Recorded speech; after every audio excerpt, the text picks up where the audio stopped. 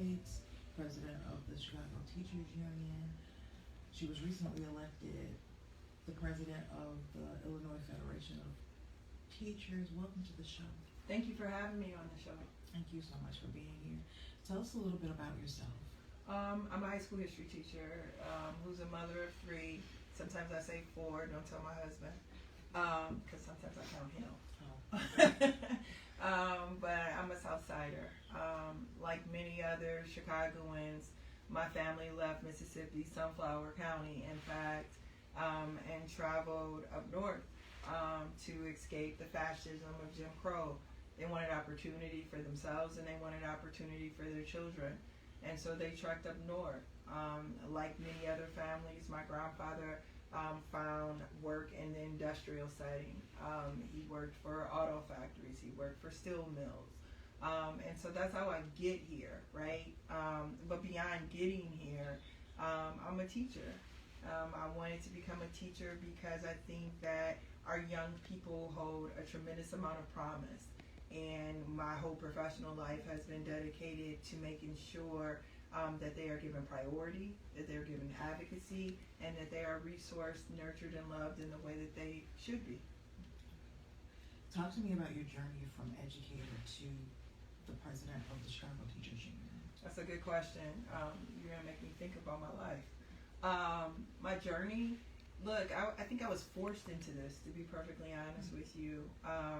In 2005, in the Lorraine Hansberry Theater at Inglewood Tech Prep High School, Arnie Duncan came in and told us he was closing our school.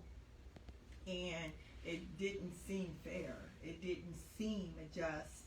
And so that actually instigated this process that lands me here as president of the Illinois Federation of Teachers and the Chicago Teachers Union. Because it was the only vehicle that we had as educators and people who love black children to like push this forward and to make it work. Because the little known fact about when you close schools in a segregated city that serve majority black students, you're also going to fire black principals, you're also going to fire black educators and paraprofessionals too. So it was an assault on the black community, and I just felt like my duty as an educator who loves young people and as a black person who loves us was to be a part of that fight. At the time, the union was the vehicle offering that type of fight, amplification, and so here we are. How has the landscape of education and teaching changed since you first stepped into a classroom? I think it's changed significantly because young people are changing. They're way smarter than any other groups of young people that have come before them. And conversely, they are inundated with information that they don't know how to sift through and put into its proper place. Media literacy is huge right now in many of our classrooms in our school communities because of the disinformation that AI and other media tends to amplify and promote. And this is happening at the same time that the right wing is attacking libraries, throwing certain books out of it. And it also exists at a time where the Chicago Public Schools doesn't have libraries, school libraries in every single school. A part of our contract settlement this year is to begin the process of rebuilding. And we are beginning the process of rebuilding in schools that have been historically disinvested in. So those are black schools in Chicago, obviously. So our contract gives us an opportunity to rebuild and reimagine what a media center looks like in Chicago in 2025. What is it that you wish people knew about the Chicago Teachers Union? I don't know if it's what I wish that they knew about us. I think that we're pretty well covered. I wish for people to find their voice. I wish for people to find their sense of offense. So like right now here in the city of Chicago, we're having this debate, this over-amplified debate about a city budget. What we're not celebrating is that the mayor of Chicago, Brandon Johnson, is going to surplus, basically give $1 billion to schools, to parks, and to libraries. Never in the history of this city has $1 billion at one time been given to those three entities. That's the work of right now. So in a city where a teacher's contract is rebuilding school libraries, you also have a middle school teacher that is funneling more into those public goods. What I would wish is that we celebrate that and conversely fight for it, right? Alderman Hopkins of the Second World doesn't want black children in downtown Chicago. So he continues to create ordinances to direct black children to stay away. At the same time, he and other aldermen are saying that black youth don't need summer jobs. So our union is at the precipice of this fight for young people. We need for them to have jobs because what it does for us in the classroom is that it creates a better capacity for us to connect the real world dots for our young people because they're actually engaging in the real world, right? And many of them will be engaging on entry-level jobs. You don't have to compel a kid who doesn't want to work in an entry-level job to go to college if they're having that experience. What that kid is going to come back and tell you is, yo, Ms. Davis, I need some help because I'm going to college because I'm not going to be working in this job. What we need to do is create capacity for kids, young people, to have more of those experiences so we can help them envision what they can't really see right now. These experiences that are being offered to them in this moment, in this time in city government, are going to be the conduits under which we get them to dream a little bigger, to see a little brighter, and to actually consent to being a part of their own advocacy and their own maturation. Congratulations on being elected president of the Illinois Federation of Teachers. For those not familiar with the organization, tell us what it is and how its work benefits educators across the state of Illinois. Great question. The Illinois Federation of Teachers is our umbrella, if you will, for all of the teacher union locals throughout the state of Illinois. And we are the largest union in the AFL-CIO. We have over 100,000 members throughout the state of Illinois. And what the Illinois Federation of Teachers allows for is this choir, if you will, of people who are having very similar experiences everywhere in this world, at least everywhere in Illinois. People often try to regionalize what Chicago needs versus what another part of the state needs. I think that's always been wrong. Young people everywhere need educators who are well equipped to meet their needs. So they need special education teachers in Cahokia in the same way that they need in Chicago.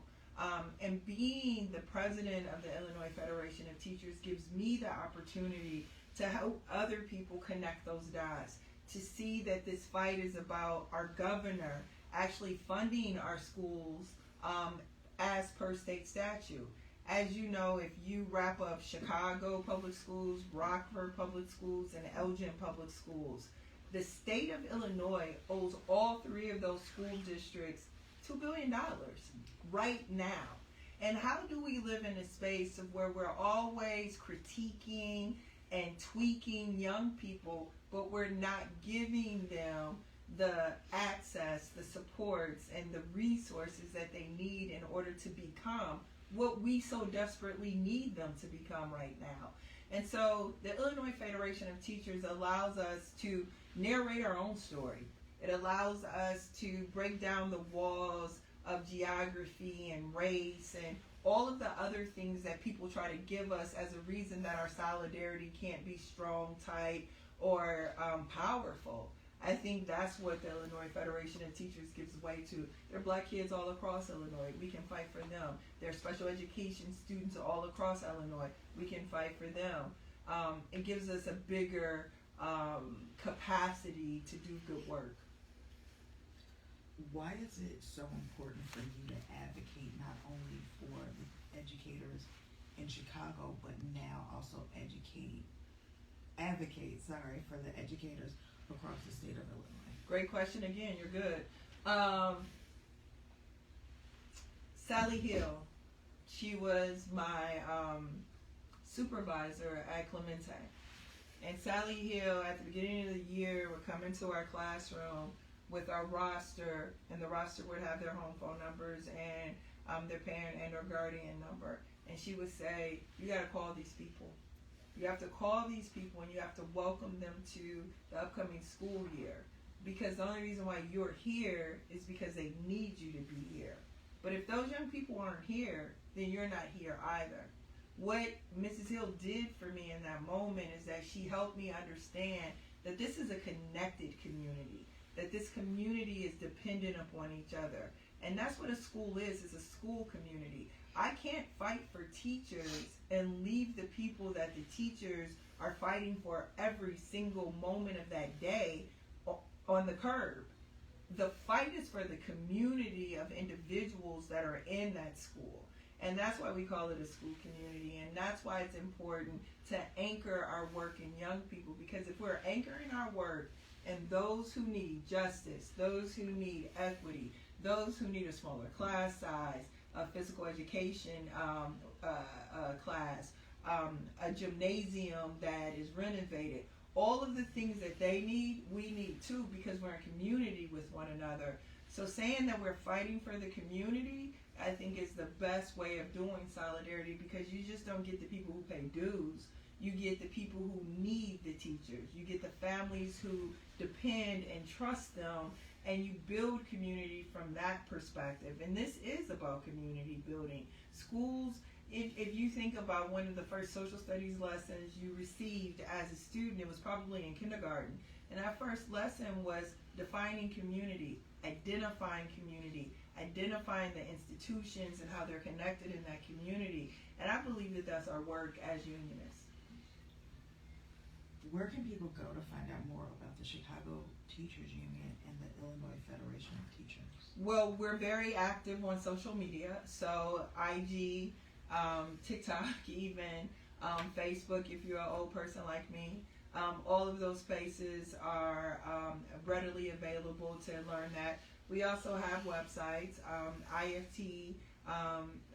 aft.org, so you can find out about the Illinois Federation of Teachers, and there's social media there, and CTU, local1.org as well. And then talk to your teacher. Everyone in Chicago knows someone who works for the Chicago Public Schools. Everyone in Chicago knows someone who was educated in the Chicago Public Schools. It is a rich history. It is a rich community to have most everyone you know have either an experience as a young person or an experience as a professional in the Chicago Public Schools.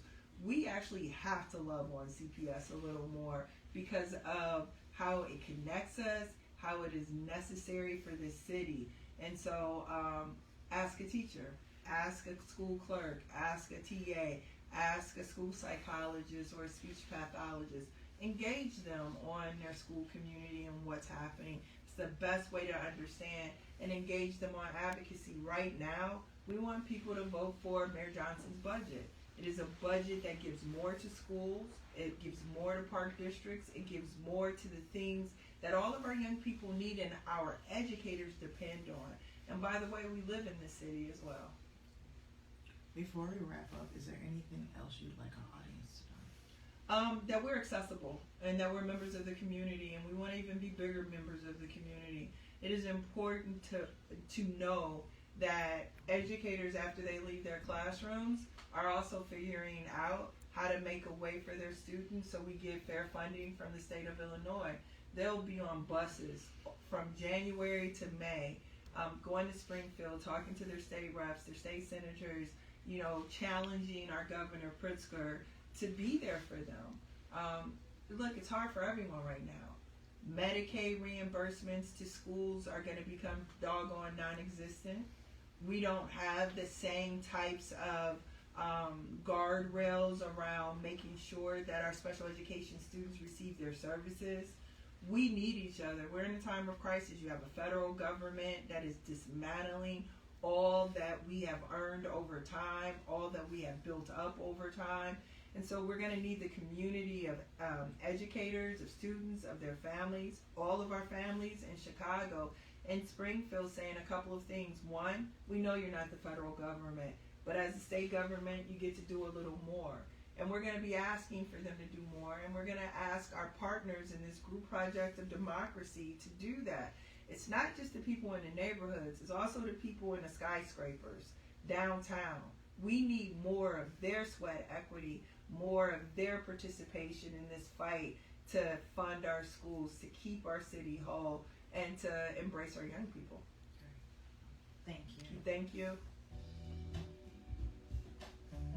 Remember to make plans to join us again next week for Conversations with the Citizen, the place where real